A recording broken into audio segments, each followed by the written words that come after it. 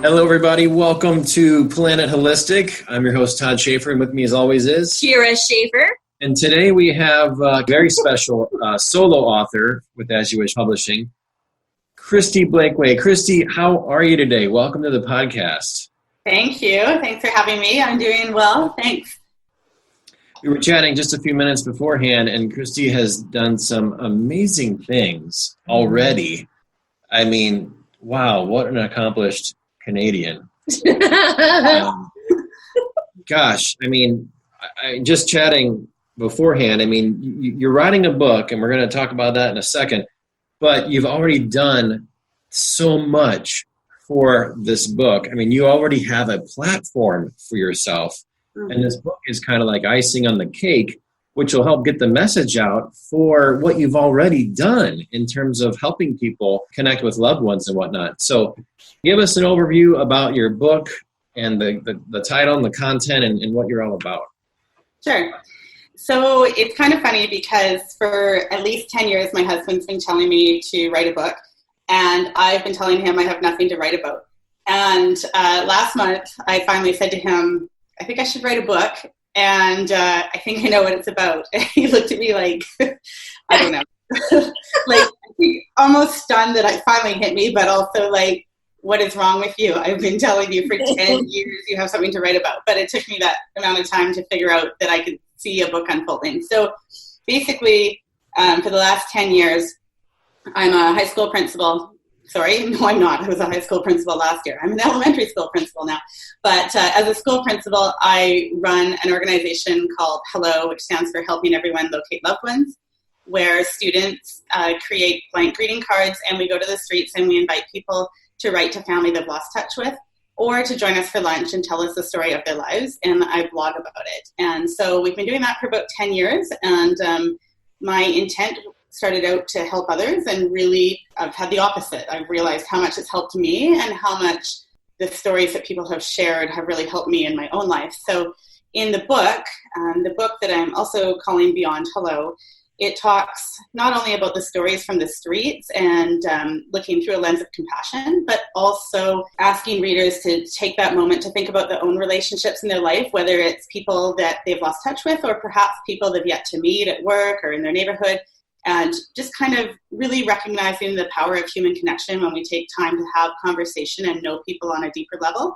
And so I share the stories of the streets as well as some of my own personal story growing up, and weave them together and encourage everyone to go beyond H.E.L.L.O. What inspired you to embark upon this journey 10 years ago?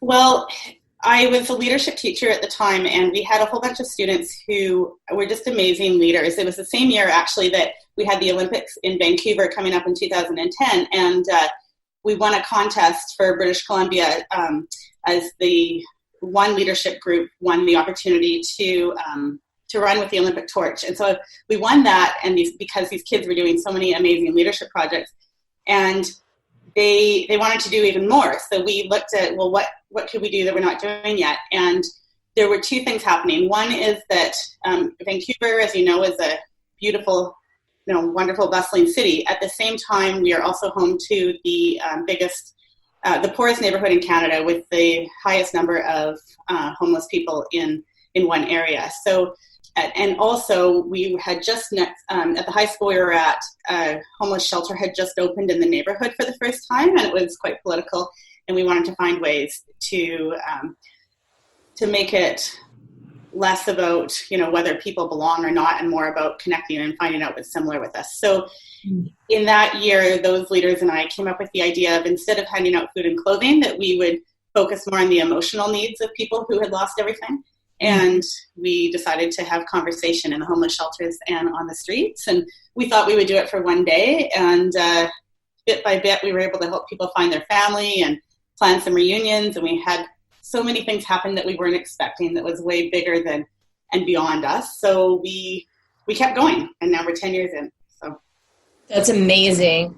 For you to, and everyone in your leadership team and all the kids and all that stuff to just really be an integral part of building this connection and it just blows me away every time I hear you tell this story, and you've talked about it with me just I think one other time, and my heart just opens up so much for you and for everyone a part of it, and all of those people that have been struggling and have lost so much, and you guys being a touchstone for them. It's powerful.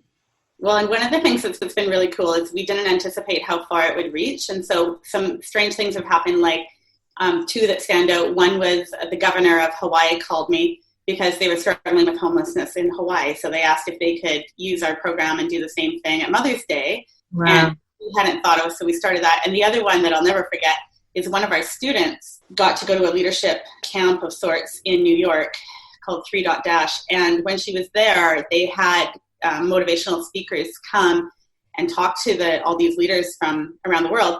And one of the people who came to speak was Nelson Mandela's grandson. And he was giving them a talk, and it was right before the year before Nelson Mandela passed away. And in his talk, I guess he'd read about the stories of the leaders that were there. And so he stopped and he talked about our project, and then had who was one of our students, he recognized her and then said that when he returned to Africa, he was sharing our story with his grandfather. And I'm like, oh my goodness. That's amazing. Well, this is supposed to be a little school field trip, but we're just going to go tell Nelson Mandela about it. Right. Yeah, so it's been pretty cool. What I would like to see from you going forward as a published author is, try to focus on making a little bit more of an impact. Right. Yeah. Well, what was so cute? Last week, Oprah Winfrey came to Vancouver, and I had tickets, so I went to see her speak. And I said to my kids, who were 12 and 14, I said, okay, boys, Nona's going to come stay with you tonight because I'm going to see Oprah. And they were like, wow, Mom, Oprah wants to meet you? And you were like, no, yes, children. Mom is not that cool. Yeah, she's going to meet me with 18,000 other people there. But anyway. Well, it's the same thing. I mean, basically. Kristi, you've already accomplished so much prior to writing a solo book. But at the same time, writing a book is going to, be so helpful as a launch pad to further your message out into the world. And I just want to say congratulations, because you've already done what a lot of authors might aspire to do. And that is, a lot of them start out with wanting to get their message out, wanting to be heard, and then maybe create a platform, and then maybe make a bigger difference of some sort of application of that author book into the world. You've kind of done it in reverse, which is still amazing.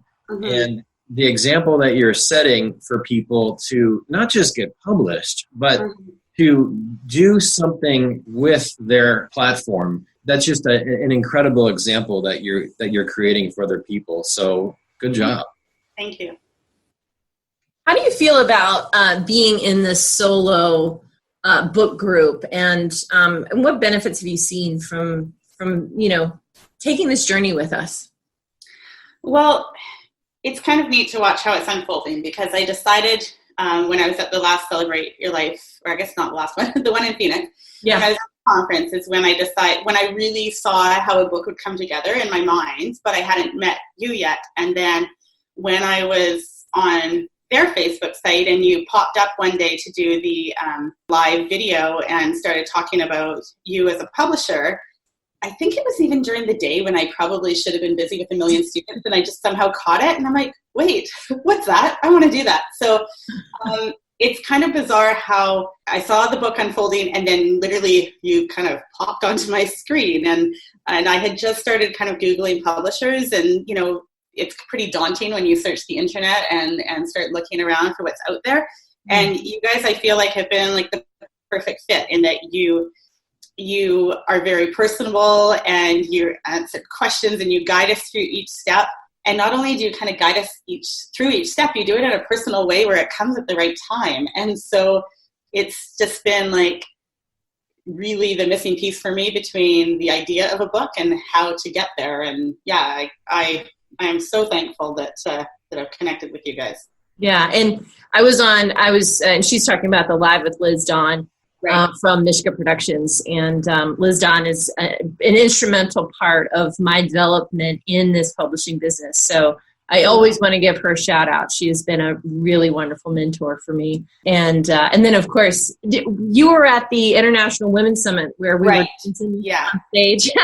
Yeah. Yeah, that was so much fun. It was really just amazing. So, yeah. Yeah, so it's just kind of, it literally went from, okay, I need to write a book to, oh, look, there you are.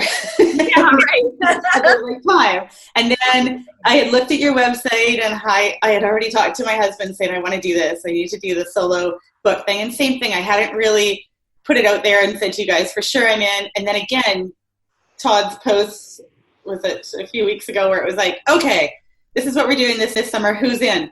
And I'm like, oh, yeah. I know. I think you were the first one that said, done.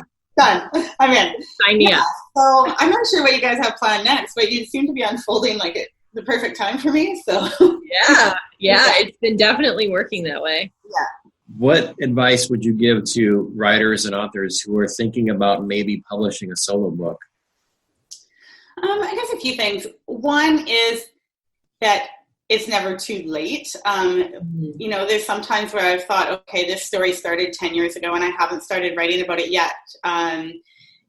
But then sometimes it takes that long for you to really have a clear story in your mind, or the time that's passed adds a bit of perspective and you realize what you've learned from something. And I feel like if anybody likes writing, the process itself brings me joy. And so it's just, it's a labor of love, I think, for anybody who likes to write. And so it's a gift to yourself, even if the book doesn't sell to anyone besides your mom. Which, don't worry, it will get sold to somebody other than your mom. I promise you. Well, it's kind of funny because my mom posted on Facebook the other day that she's going to give it to everybody for Christmas. And my mom is the classic person who returns everything. So I had to tell her online, I'm like, Mom, you can't return it. You just can't. So, who knows? But I really would encourage anybody to jump in, and that especially if you feel that you have something to say but you're not sure about the logistics on how to write a book, you guys are so brilliant at that you take that worry away and we can just worry about our content instead of needing to feel like we're publishers. So it's been amazing, so thank you. Well, we love you and adore you and can't wait to visit you in Vancouver. Sure. Whether you like it or not. I'm telling you, there's rooms down there. We're going to have our hot chocolate social. Exactly. Does anyone else comment on how much you smile? How often you smile? Oh, my goodness. No. Which is kind of funny. I probably do. So good. You have the best smile ever. Oh, thank you. Yeah. That's funny. So how do people reach out to you or learn about you or learn about what you're doing here? Sure. So we have a website that we, I always say we, I don't know why, probably because I used to say that too. When I was just starting the publishing business, I was just starting the publishing business, I would say we. Right. Me and my team of no one else but myself. Yeah. I feel inclusive. However, I guess if I'm writing a solo book, I should say I don't know. Anyway, if you go to www.beyondhello.org, that is the blog where I share all of the stories from the streets and the content that I'm trying to weave together with my own life story and turn it into the Beyond Hello book. Awesome. Beautiful. And it's great to have a URL that includes your book title. That's highly recommended for all authors too. So Kristi, thank you so much for being with us today. We really appreciate your contributions. And I just want to say that that we are thrilled to have you as a solo author, and I could not be happier. And thank you so much for participating in the solo group and being a part of our As You Wish family. Awesome. Thank you, guys. You set a really great example for people. Thank you. You as well. All right. Thank you. And we're out of here. I'm Kira Schaefer. This is Todd Schaefer, and this is Planet Holistic.